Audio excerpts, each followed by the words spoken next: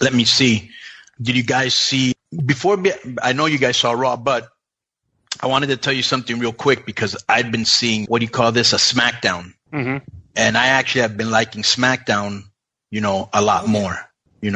I like the way, did you see Smackdown, DI, or no? You know what? I watched Raw Live night because I was off. Well, not Raw Live, but I watched it tonight because I was off work. But I've got Smackdown taped. I haven't seen it yet. So tell me the part I should watch. Well, what I just like some of the things they were doing. Like I like the way they ended AJ and Turtle Face angle. Right. I wish the same way they want this guy Baron Corbin to succeed, they would put the same impetus. What a tremendous word! In other people, you know what I'm saying? Or like they're going with now Strowman, how they're like really pushing. I wish they would do that with everybody, not just a few guys. When you're gonna push them. Who is Turtle Face?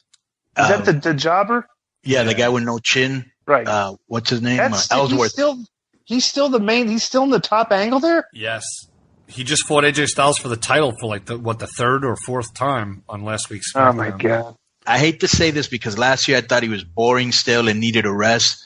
But, bro, The Miz is on fire. He had an incredible match with Apollo Crews. Mm-hmm. And, like, he made the people think Apollo could beat him. And then he did, like, some real heel move, but real quick, like an eye poke, but real quick and subtle kind of, and boom, and got the cheap victory. And then I love this part at the end. Renee, where did this girl come from anyways? Renee Young. She was working she was on a Canadian wrestling TV show with Mauro. How do you say it? Mauro. Oh, yeah, Mauro Ranallo. Yeah, bro, she's awesome. And I love something that they did when she was interviewing Miz, which is something I've basically done my whole career as a booker. I love the mixed reality with storyline. So Renee asked him, what's your obsession with Ambrose? And then Miz goes, what's yours? You're the one sleeping with him. Boom. Oh, did he really? Yeah, and bro. Then she slapped him. Bro, but really? Bro, the timing. No. The timing was incredible. She sold it just the right amount of time, and then she slapped the shit out of him. She didn't try to protect him like a lot of girls. They get afraid that they're going to hurt you. She let him have it, and it was awesome. You gotta check. Let me tell you, professional wrestling, if you slap, like I've always done that. If you slap, if the spot is for you to slap somebody in the face, you have to slap them in the face. Right. Because if you don't bring it, it looks terrible. Right. Bro, did you see this little video that they retweeted me with today? And a couple people made a comment when I lost the U.S. title to Ric Flair, where a woman hit me with a shoe and I sold it like I was shot. Did you see that? Yes. Yeah. I saw that. Bro, it was like the weakest shoot shot on earth, and and it looks bad. But what are you gonna do? Not sell it? That's the finish. You know? You can't tell. Right. That's not your fault. And then they did like, I hate anything that they do like with Nikki because she's almost like over pushed. You know what I'm saying? Mm-hmm. And she was having some sort of a feud with Natalie. And it was like almost a feud because it was behind the scenes. No one knew whether Natty was the one who attacked her. So. Well, they finally said it on this one. Right. That was the reveal. Yeah. They just sounded like three junior high girls bickering. It was almost like, remember Raw tonight when backstage Golden Truth, ran into when the club went bad and they tore off the teddy bear's head. I'm like, come on, man.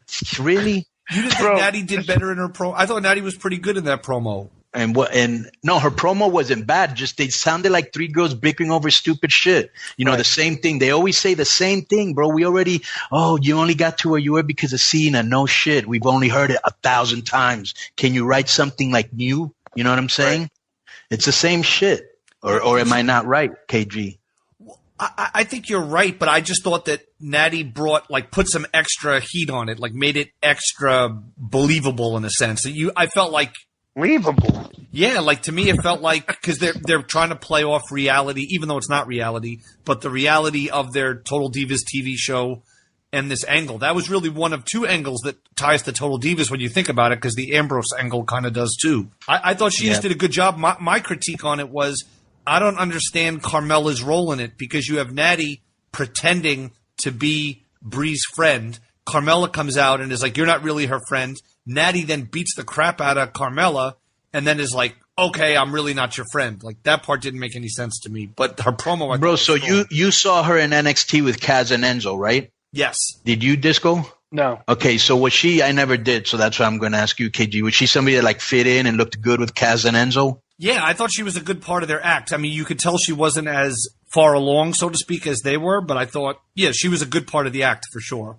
Yeah, because I just see her now, bro, and the same thing, that I said one time about the Ascension. It almost looks like she's play acting in front of a mirror. Her gimmick is super corny, corn nuts, and it just looked like three girls bickering. I think she's the one that said the thing about, yeah, you are who you are because of Cena. And then one of them said something, you're so full of the silicone, just the same old tired jokes you always hear. And I was like, right. It's hard to get into it when you're not being original with it. They're doing reality, but they're not insulting each other like you really would if you're doing reality. Exactly.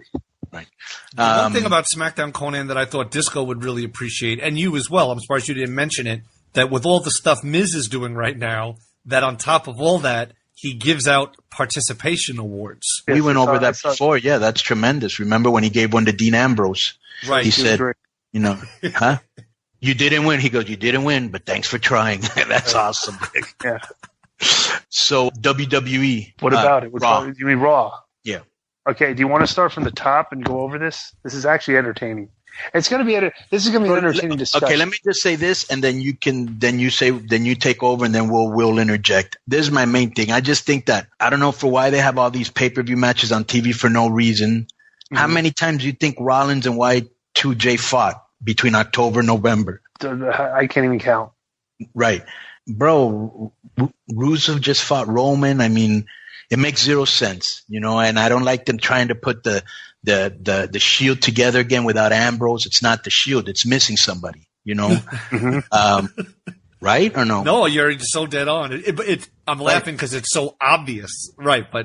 So, bro, and here's another thing that's funny. And sometimes this happens. I saw this twice on the show today. Charlotte and Bayley don't really have good chemistry, and it may take some matches for them. Same thing. And I love both these guys, and I love their style. TJP and Neville, I thought that was going to be incredible, and it was like a clunky match, Here's one thing when I watch a show from top to bottom that sticks out like a sore thumb. Okay, right. Is that none of the wrestlers are wearing, like almost top to bottom on the show, right, are wearing outfits that you would wear when you go into a fight with somebody.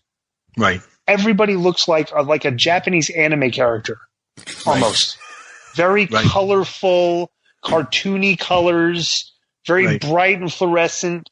I'm like, and they look like character. They look like the personification of cartoon characters. Right. Okay. They don't look like when they come out and they're wearing that stuff like that. I'm looking like I'm not. That's not. This guy doesn't look like he's coming out here to kick anybody's ass. You know what I'm saying?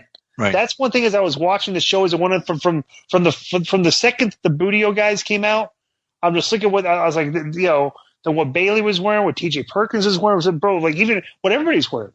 Number two, the T-shirts that the guys wear on the show, bro. Pro Wrestling Tees makes T-shirts 100 million times better. You're going to tell me that Pro Wrestling Tee has something better than Seth freaking Rollins? You're going to sit there and tell me that?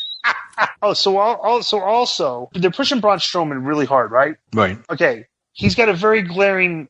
Here's one thing I've noticed about him. Is when he rushes to the next spot way too much. He'll throw Seth Rollins across the ring, okay, and then he'll just be on top of him. Like he'll throw him out of the ring and he'll be right on top of him. Bro, watch when and then +2, he plays to the crowd instead of the hard camera.